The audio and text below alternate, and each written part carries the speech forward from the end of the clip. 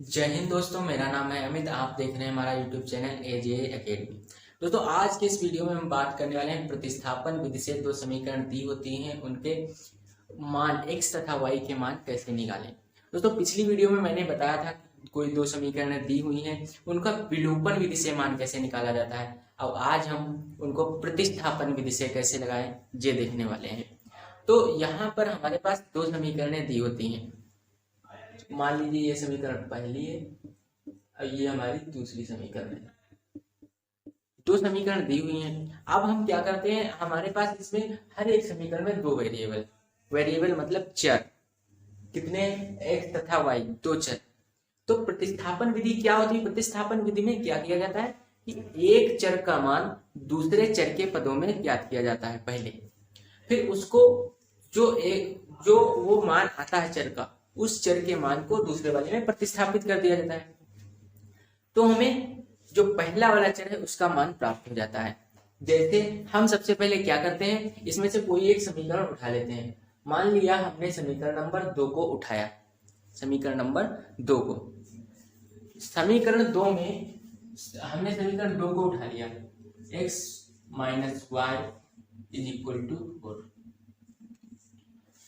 मैंने क्या बताया, पहले स्टेप में क्या करते हैं कि एक वेरिएबल का मान दूसरे वेरिएबल के पदों में, यानी कि x का मान y के पदों में या फिर y का मान x के पदों में निकालते हैं। तो हम क्या करने वाले हैं, यहाँ पे x का मान y के पदों में, तो कैसे निकालते हैं, मतलब एलएचएस साइड, यानी कि एक साइड में x रखते हैं और दूसरी साइड में वो मान उधर पर भेज देते हैं। मान लीजिए यहाँ पे हम क्या करते हैं, x बराबर निकालना है, तो x इज इक्वल टू, ये y इधर है, y इधर हमारा है माइनस का, उधर जाएगा, किस चीज का हो जाएगा, प्लस का।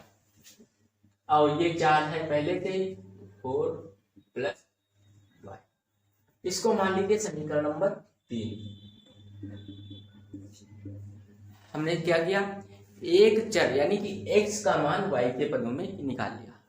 अब नेक्स्ट स्टेप में हम क्या करते हैं, जो हमारा समीकरण 3 है, यानी कि इसमें से x का जो मान आया, कितना आया है, 4 प्लस y, इसको हम समीकरण 1 में प्रतिस्थापित कर देते हैं। जो दूसरी वाली समीकरण हमारे पास होती है उसमें प्रतिस्थापित कर देते हैं, या प्रतिस्थापन का मतलब होता है एक का उसका मान दूसरी जगह से ला करके वहां पे रिप्लेस यानी कि रख दिया जाए।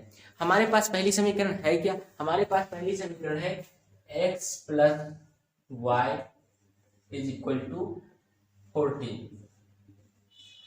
अब देखिए हम यहाँ पे क्या करेंगे कि x का मान कितना है, 4 प्लस वाई, तो यहाँ पे हम x की जगह पर 4 प्लस वाई लिख देंगे, यानी कि ये हो जाएगा, ये x की जगह पर 4 plus y is equal to 14। ठीक है, इतना लिखने के बाद हम क्या करते हैं, देखिए इसको ब्रैकेट को ओपन करते हैं, 4 plus y is equal to 14। अब देखिए एक वाई ये है, एक वाई ये, बीच में साइन है एडिशन का यानी कि जोड़ का, दोनों को जोड़ देंगे तो एक वाई और प्लस एक वाई, कितने वाई हो गए, 2 Y.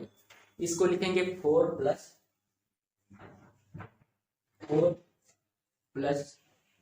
2 y is equal to 14।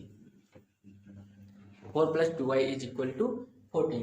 अब आपको यहाँ पे दिख रहा होगा कि इधर हमें, अब हमारा जो ये पूरी समीकरण है वो एक चर के पद में, मतलब y के पदों में आ गया। हमने यहाँ पे x को रिप्लेस कर दिया, यानी कि प्रतिस्थापित कर दिया, पूरी समीकरण y के पदों में आ चुकी है। ठीक है, अब हम क्या करेंगे, यहाँ से जो अचर पद है, अचर कितना है यहाँ पे 4, ये वाला अचर है, ये वाला चर है यानी कि y, तो y वाले पद को इधर ही रखेंगे और जो अचर पद है उसको दूसरी तरफ भेज देंगे। तो देखिए ये बनेगा 4 जो है, इसको हम इधर ले जाएंगे तो इधर प्लस का है, उधर दूसरी साइड में जाएगा, किस चीज का हो जाएगा, माइनस का। तो क्या करेंगे, ये लिखेंगे 2y is equal to 14 minus 4, उधर प्लस का था अब इधर ले जाएंगे गए तो किस चीज का हो गया, माइनस। अब 2y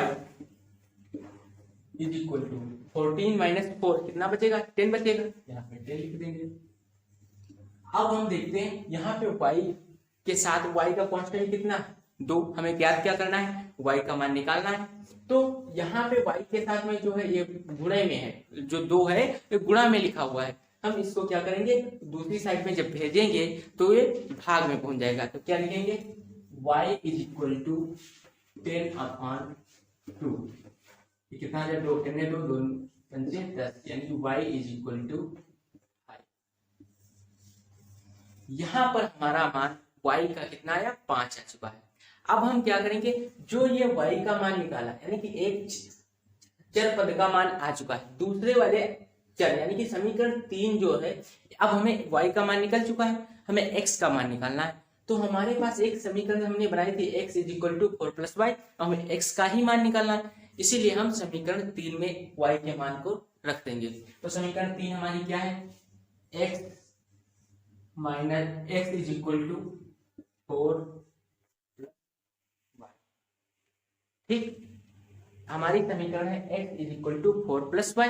हम यहाँ पे y का मान रख देंगे, y का मान है कितना, 5 है, तो ये हो जाएगा y x is equal to 4 + y की मान की जगह कितना, 5 पुट कर देंगे। तो x का मान कितना आ जाएगा, 4 + 5 9। हम देख रहे हैं हमारे पास दोनों पद यानी कि x तथा y के मान निकल आए, कितना आया, 5, और y का मान 5 और x का मान 9। अब हमने मान तो निकाली, अब दोस्तों एक बात आती है कि क्या ये मान हमारे सही हैं, यानी कि हमारे जो मान आए x इज इक्वल टू 9 और y इक्वल टू 5, हम इनको कैसे चेक करेंगे कि ये समीकरण जो हमारे आए हैं, जो समीकरण के में जो x तथा y के मान आए हैं वो सही है या गलत। तो इसको चेक करने के लिए बस एक तरीका है कि हमारे पास दो समीकरण दी गई हैं, क्वेश्चन में 2 समीकरण जो दी गई हैं उनमें मान रख दें। तो पहली समीकरण हमारी थी x + y is equal to 40, पहली समीकरण थी x + y is equal to 40। हम क्या करेंगे, यहाँ पे x का मान कितना है, 9, अब प्लस y का मान कितना है, 5 = 14, ये कितना हो गया, 9 + 5 40 इज इक्वल टू 14, यानी कि हमारा जो LHS का मान है वो RHS के बराबर आ गया, यानी कि हमारे जो x तथा y के मान आए हैं वो पहली समीकरण को संतुष्ट कर रहे हैं। अब हम क्या करेंगे, दूसरी समीकरण भी तो जान लें। दूसरी समीकरण है x - y is equal to 4, x - y is equal to 4। तो x का मान कितना दिया है, 9, x की जगह पर 9 भरेंगे, y का मान कितना, 5, और यहाँ पे घटाएंगे कितना बचेगा, 4 इज इक्वल टू 4, यानी कि यहाँ पर भी LHS is equal to HS।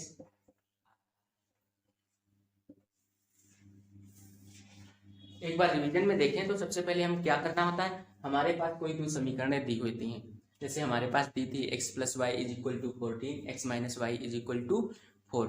हमें क्या करना होता है, किसी या तो x का मान निकालना, x का मान y के पदों में या y का मान x के पदों में, कोई भी समीकरण ले लीजिए उससे आप निकाल सकते हैं। जैसे मैंने x का मान निकाला था, आप यहाँ पे अगर y का निकालना चाहते तो y का मान निकालने के लिए y को इधर ले आते तो ये आ जाता x - 4 is equal to y, फिर उसको रिप्लेस करते तो भी आ जाता। फिर हमने क्या किया, x का मान y के पदों में निकालने के बाद जो समीकरण, इसको हमने 3 मान लिया, फिर इस समीकरण से x का मान हमने समीकरण 2 जो थी, समीकरण फर्स्ट थी x + y is equal to 14, उसमें हमने पुट कर दिया और हमें हल करने पर y का मान 5 मिल गया।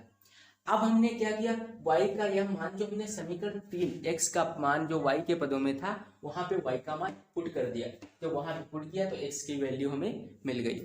अब हमने इधर सेटिस्फाई करा दिया कि अगर कोई हमने सॉल्यूशन किया है तो सही है या गलत, आप इसे भी चेक कर सकते हैं।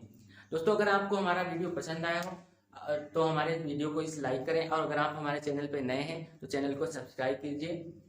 Thanks for watching.